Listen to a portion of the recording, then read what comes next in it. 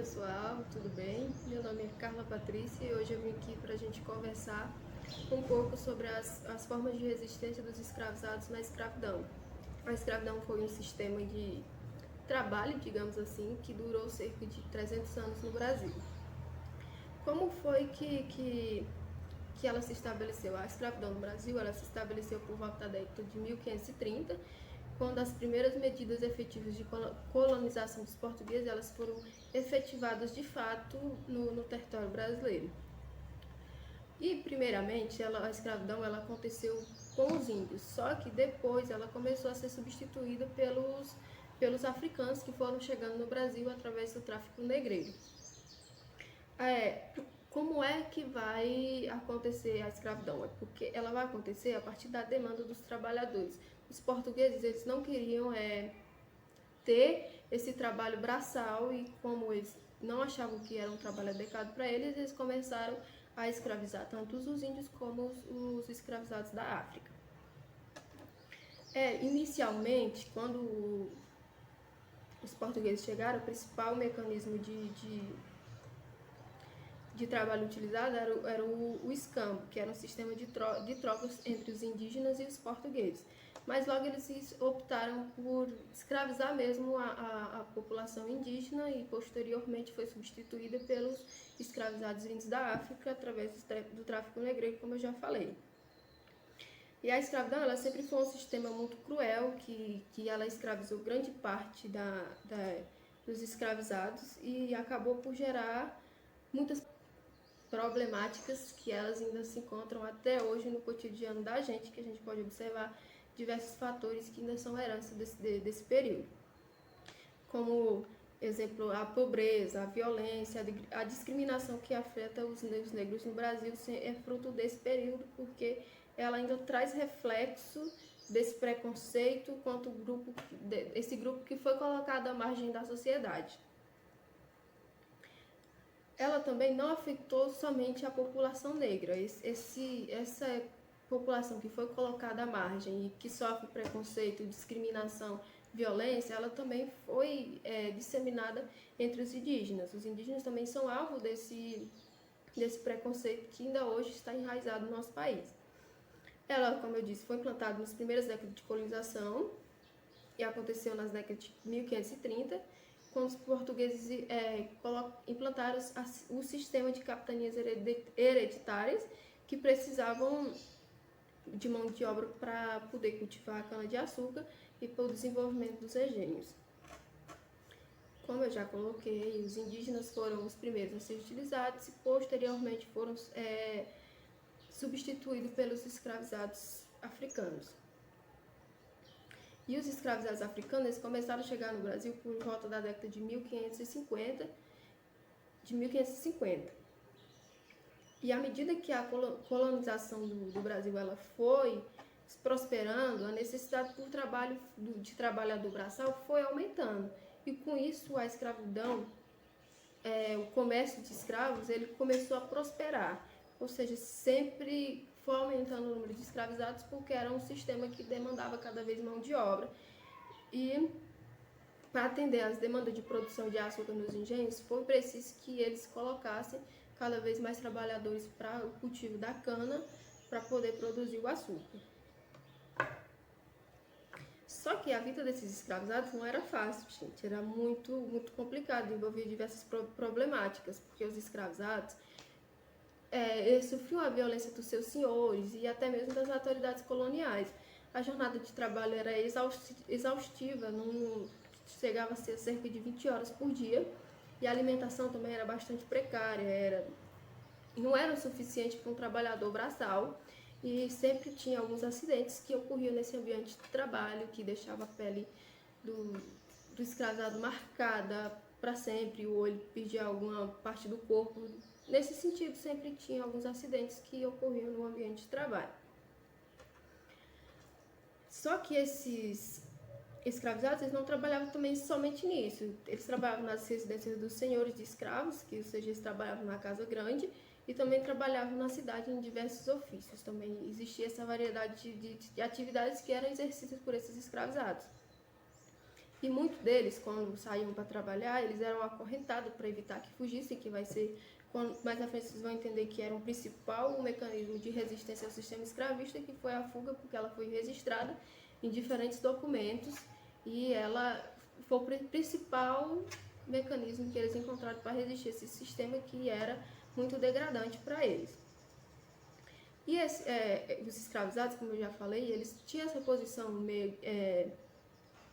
essa posição ativa dentro desse sistema, nesse sentido de protestar contra essa ideia de submissão natural, de que eles precisavam fazer esse tipo de trabalho porque era natural, que tinha que existir. E eles resistiam a isso. E quando eles resistiam a isso, eles recebiam diversas punições, como açoitamentos, forcas e envenenamentos. Existiam sempre essas punições, mesmo eles resistindo a esse sistema. Só que com a Lei Áurea de 13 de maio de 1988, a escravidão chega ao fim, pelo menos na lei, entendeu? Pelo menos em lei ela está chegando ao fim. Só que isso não foi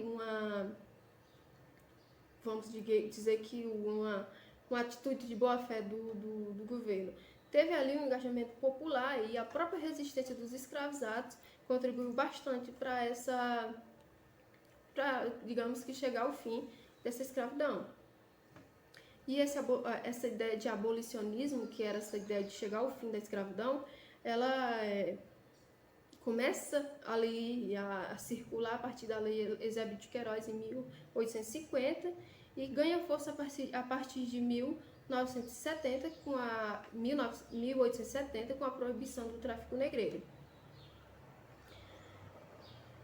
Só que essa força do abolicionismo, ela apresentou diversas maneiras, como associações abolicionistas que surgiram no país, tiveram conferências abolicionistas que foram organizadas nesse objetivo de dar fim à escravidão, eventos públicos foram realizados, jornais se mobilizaram e começaram a publicar textos defendendo a abolição. Os populares abrigavam esses escravizados fugidos, como eu falei, que eram uma das principais resistências que vão aparecer em diversas documentações, em diversos relatos que a fuga, os escravizados estavam fugindo, eles estavam resistindo e que eles atuaram efetivamente nessa desestabilização da escravidão, realizavam fuga, essas fugas podiam ser em massas ou individuais. Quando elas eram em grande quantidade, elas davam origem aos quilombos, que vai ser o principal símbolo de resistência. Sempre que existiu escravidão, existiu o quilombo, porque o quilombo ele era o principal símbolo de resistência. Era lá que eles organizavam diversas revoltas para resistir contra essa ideia de escravidão, que isso, na visão deles, não era normal, eles eram ativos. Isso não poderia existir porque não poderia, que eles acreditavam nessa ideia de que deveria existir esse abolicionismo da escravidão. E esse clima de desordem que foi gerado tanto pela população livre, ao obrigar esses escravizados a começar a fazer circulação dessa ideia abolicionista e pela própria resistência dos escravizados, no final da década de 1880, o Império ele não tinha mais controle sobre essa situação. Aí, como eu falei para vocês, pressionado, ele foi e aprovou a Lei Áurea de 13 de maio de 1888 para acabar com a escravidão, pelo menos na lei, nesse sentido. E essa abolição ela foi recebida com grande festa e com grandes celebrações pela população e pelos escravizados.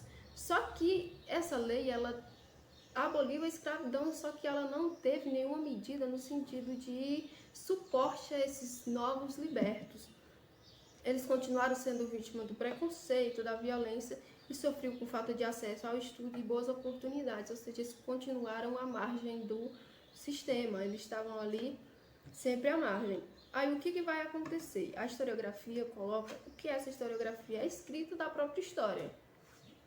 Ele vai colocar que esse conceito de resistência ele vai sofrer uma certa reformulação, ou seja, não vai ser somente ligado a eventos de revolta em grande quantidade, não vai ser associado somente agora ao quilombo, essas coisas, ele vai adentrar também ao cotidiano dos escravizados. O que isso vai impactar na historiografia? A historiografia ela vai começar a considerar a resistência que ela vai estar presente em diferentes segmentos da vida cotidiana do escravizado. Não importa se ele trabalha na roça, na casa grande, ou são escravos de ganho, que são os escravizados que trabalham para poder obter algum dinheiro para compra de liberdade ou para compra de produtos básicos para a sobrevivência, eles vão destacar que nesse cotidiano deles existia também a resistência. Qual vai ser essas principais resistências que essa historiografia vai começar a colocar? Primeiro, o quilombo, que ele vai ser, como eu já coloquei, ele sempre vai ser o principal símbolo de resistência.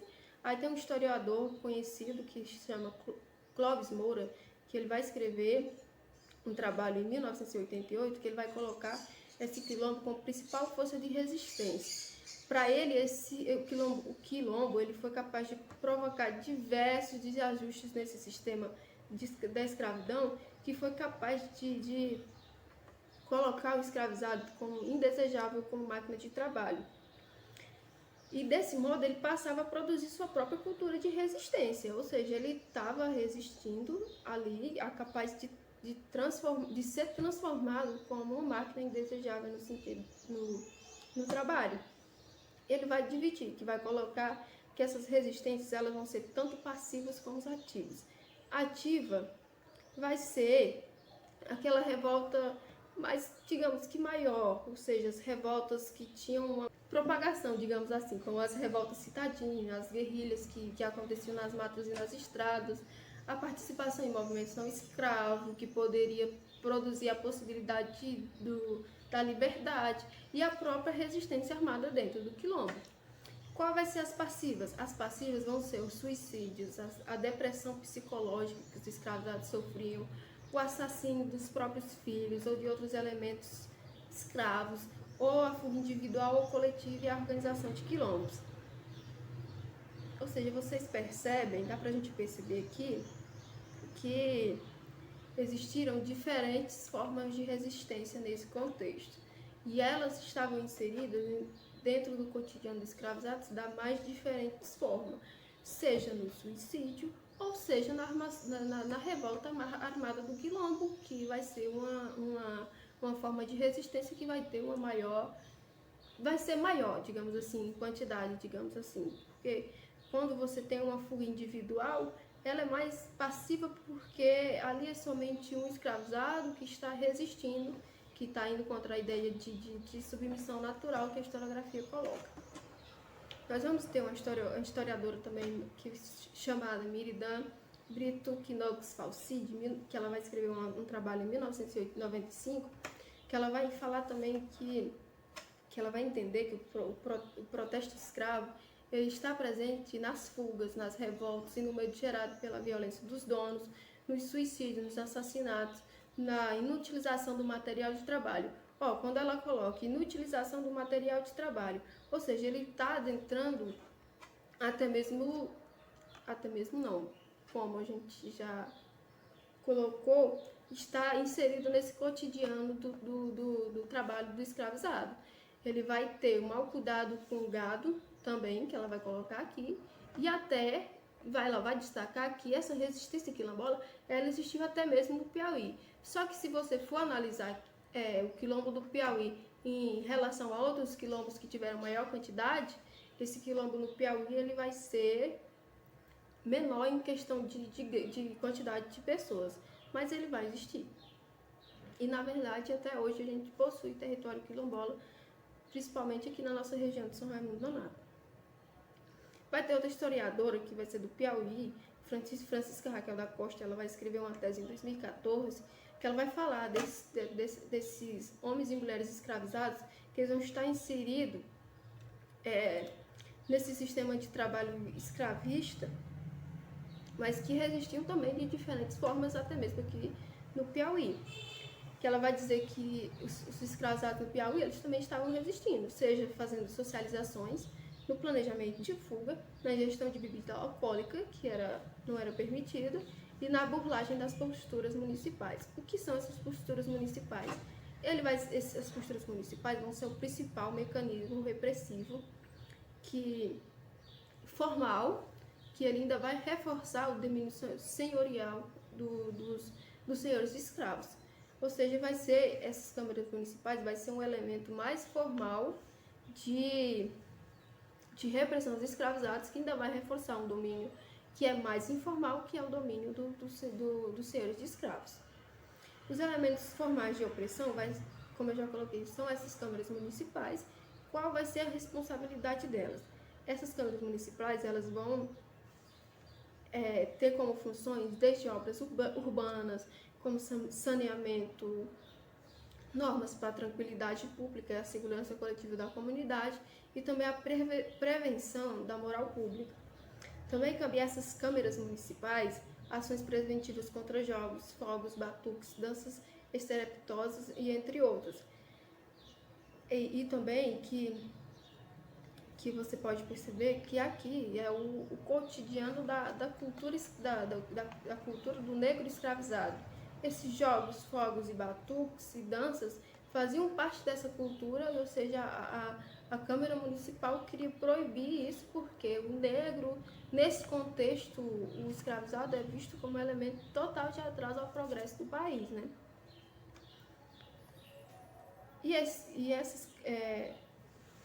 Além disso, a gente vai ter os códigos de leis piauienses, que eles visavam proibir a circulação dos escravizados, que não era permitido, só era permitido que o escravizado circulasse com autorização do seu senhor. Visava proibir danças e cantorias, que seria a cultura em si do negro escravizado, e reprimir as manifestações da cultura negra em si. E a gente também vai ter os relatórios de presidente da província, que vai colocar diversos relatos sobre a resistência dos escravizados, que ela vai estar presente nas fugas, nos infanticídios, suicídios e assassinatos. Só que essa documentação, ela coloca que a fuga é a principal resistência que vai aparecer em maior quantidade. Não é nem tanto que coloca, é que ela aparece mais. Quando aparece mais, você deduz que era o principal mecanismo de resistência dos escravizados, além do quilombo, como a gente já colocou. E a gente também vai ter uns jornais piauienses do século XIX, que é o jornal Opinião Conservadora, que ele vai trazer esses anúncios de fuga de escravizados, e também vai colocar o anúncio de compra e venda, como eu falei, que existia um comércio dos escravizados. E também vai colocar um pouco dessa questão dos escravos alforriados, dos escravos que foram alforriados por seus senhores.